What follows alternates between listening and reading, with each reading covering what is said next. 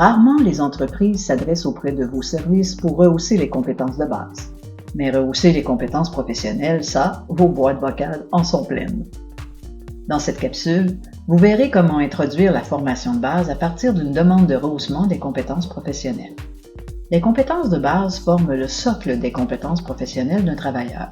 C'est ce qui permet à celui-ci de bien exécuter les tâches, de s'adapter aux changements, de participer adéquatement au développement de l'entreprise. Nous vous présenterons quelques notions utiles pour la préparation à l'analyse de besoins.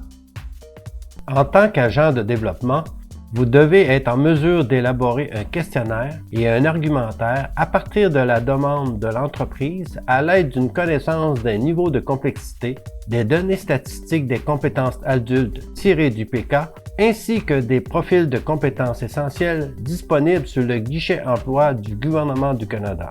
C'est votre coffre à outils. Tout d'abord, regardons le langage utilisé dans les entreprises. La littératie regroupe la lecture, la rédaction et le traitement de documents. Les documents peuvent être de diverses natures, que ce soit des procédures, des courriels, des règles de sécurité, des fiches techniques, des formulaires, des rapports, des guides d'entretien, des notes de service, des bordereaux de commande, des plans techniques. Les documents sont en format papier et de plus en plus en version numérique, ce qui implique l'usage d'un environnement technologique. La numératie concerne les calculs et la mesure. Elle se manifeste chez les travailleurs dans la mesure de conformité, la mesure de longueur de pièce, l'estimation de coûts, l'estimation des quantités de matériaux, l'utilisation du système métrique et impérial, l'interprétation d'un plan technique, l'utilisation d'outils de mesure de précision. La littératie numérique consiste à utiliser un environnement technologique pour chercher et lire de l'information ou d'écrire et communiquer des messages. Que ce soit un téléphone intelligent, une tablette, un ordinateur ou tout autre appareil électronique servant au travail, l'environnement technologique nécessite des compétences supplémentaires à la littératie et à la numératie.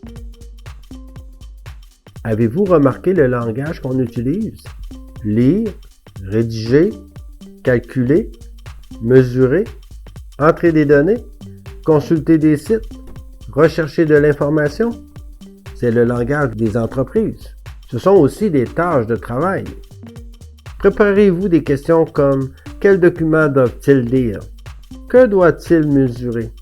Dans quel type de documents inscrivent-ils les données? Que doivent-ils calculer? Ou encore, quel outil de mesure utilisent-ils? » Pour vous aider à formuler des questions, vous pouvez vous inspirer des profils de compétences essentielles des professions sur le site du guichet emploi du gouvernement du Canada. Le site présente les profils de 350 professions et métiers.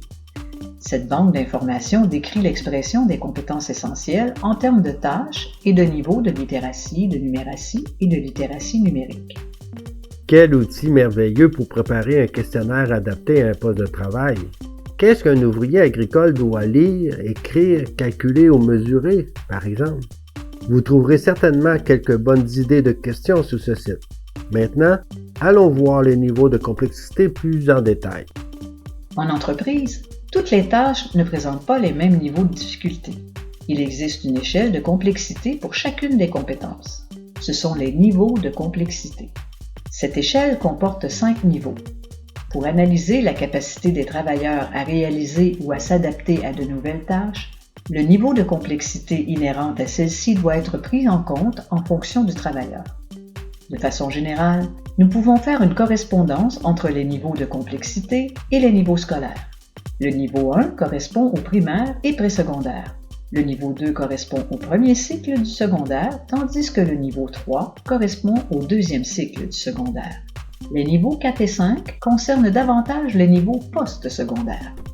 Mais attention, le détenteur d'un diplôme d'études secondaires n'est pas nécessairement de niveau 3. Il peut y avoir des pertes de compétences avec le temps. On retrouve même des diplômés universitaires qui affichent un niveau 1 en littératie. Prenez garde. Pour se démêler avec les niveaux, voyons comment ils se définissent. Nous allons nous attarder seulement aux 3 premiers niveaux, puisque le niveau 3 est celui permettant au travailleur de remplir pleinement son rôle. Qu'est-ce qu'un travailleur de niveau 1 en littératie est en mesure de faire? À ce niveau, le travailleur peut lire une phrase simple ou quelques paragraphes en utilisant des mots familiers. L'information recherchée devra clairement être donnée dans le document très court et simple. Le travailleur n'en comprendra pas nécessairement le sens. En écriture, il rédigera des phrases très simples seulement. En exemple, il peut rechercher une information précise sur une fiche technique d'un produit. Il pourra lire et rédiger une liste de tâches simples, un court message, un formulaire d'embauche. Ce travailleur deviendra très anxieux face aux nouveautés et exigera beaucoup de support pour s'adapter à de nouvelles consignes. Au niveau 2, le travailleur apprécie les tâches répétitives. Il peut lire, comprendre ou écrire en utilisant des mots familiers, des phrases, des paragraphes dans un document d'au plus 2 pages.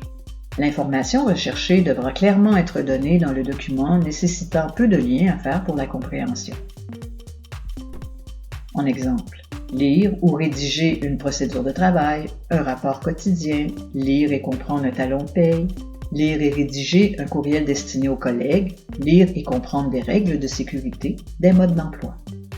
C'est souvent un bon exécutant, mais gare au changement, il faudra l'accompagner.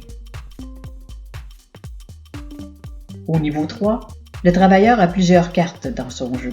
Il peut lire ou écrire des phrases, des paragraphes contenant des mots techniques et des concepts plus abstraits dans un document de plus de 2 pages. L'information recherchée n'est pas clairement donnée dans le document nécessitant de faire des liens.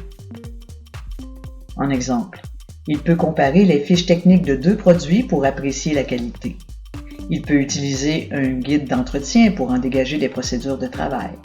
Il peut utiliser le guide de compagnon pour superviser un apprenti. Il peut rédiger un rapport d'accident comportant un niveau de complexité supérieur. En somme, il est davantage polyvalent, en confiance et s'adapte normalement bien aux changements avec un soutien de base. Mais attention, des mises à jour sont nécessaires pour maintenir ce niveau. Qu'en est-il pour la numératie? On pense ici calcul, mesure, estimation. Au niveau 1, le travailleur peut être en mesure de faire des calculs simples sans formule, utiliser des outils de mesure comme une balance, un thermomètre, un cadran de pression, un ruban à mesurer. Souvent, les données lui sont fournies pour effectuer les opérations. L'interprétation d'un tableau ou d'un graphique représente un défi pour ce travailleur. Comme pour la littératie, ce travailleur est limité dans son adaptation au changement. Au niveau 2 de la numératie, le travailleur utilise les formules qui lui sont fournies pour calculer différentes données comme la surface d'un plancher, le volume de ciment, les proportions d'un mélange en autant que ces tâches soient répétitives. Ne pensez pas qu'il connaît toutes les formules et qu'il soit en mesure de les manipuler. Pour lui, calculer la valeur d'une résistance électrique dans un circuit électrique est un grand défi. Il ne peut faire que quelques calculs pour résoudre un problème. Le travailleur de niveau 3 en numératie est habile pour résoudre des problèmes comportant plusieurs opérations, de concevoir des procédés mathématiques, d'utiliser des outils de mesure complexes. Il est en mesure d'utiliser de nouvelles formules mathématiques et de les intégrer dans un environnement technologique. En exemple, il pourrait estimer le coût d'une galerie, utiliser un micromètre, évaluer la performance d'une méthode de travail ou la rentabilité d'un procédé. C'est le travailleur que tout employeur veut dans son entreprise. Il n'en demeure pas moins qu'il aura besoin de soutien lors de tout changement. La littératie numérique est maintenant une compétence de base incontournable. Malgré un usage très répandu des outils numériques, le niveau de compétence de la population est très faible. Dans cette compétence, on aborde seulement le niveau 1 qui consiste à l'usage de base d'un environnement technologique. Ouvrir ou fermer un appareil, ouvrir et fermer une application, naviguer dans les menus ou sur Internet, le vocabulaire, le clavier, la souris, tous ces éléments représentent un monde à découvrir pour la moitié de la population. Alors que l'on veut moderniser les procédés de production des entreprises, cette situation occasionne souvent une résistance au changement et peut freiner le déploiement des technologies visant à augmenter la productivité. Cette notion de niveau est le cœur de l'analyse des besoins. Avec les niveaux de compétences, vous êtes en mesure d'évaluer les exigences des postes de travail en fonction de la capacité des travailleurs à les réaliser. Voyons ce que le Programme d'évaluation internationale des compétences adultes, le PECA, nous dit à ce sujet. Le Programme d'évaluation internationale des compétences adultes, le PECA, est une étude effectuée à tous les 10 ans. Il révèle les niveaux de littératie, de numératie et de littératie numérique de la population de 16 à 65 ans. Le dernier rapport est sorti en 2012. Malgré une légère amélioration de la situation depuis, il n'en demeure pas moins qu'une personne sur deux a des difficultés en littératie et numératie. Dans ce rapport, on y retrouve des informations pertinentes pour le démarchage. L'étude du PECA décline les résultats en fonction de plusieurs données démographiques, selon l'âge, la scolarité, la profession, le genre et l'immigration. Cela permet d'extrapoler les niveaux de compétences de base d'un groupe de travailleurs. En comparant le portrait socio-démographique de l'entreprise avec les données du PECA, vous êtes en mesure de développer un questionnaire et un argumentaire pour convaincre l'employeur à la pertinence d'introduire le rehaussement des compétences de base dans l'offre de services. En exemple, si nous utilisions les données du rapport de 2012, vous pourriez informer l'employeur que les travailleurs de production âgés de 45 à 65 ans sans diplôme d'études secondaires pourraient atteindre 80% du groupe ayant un niveau 2 et moins en littératie et numératie. Rappelez-vous, les travailleurs ayant un niveau 2 et moins sont vulnérables face à tout changement organisationnel de l'entreprise. N'hésitez pas à consulter le rapport québécois du PECA.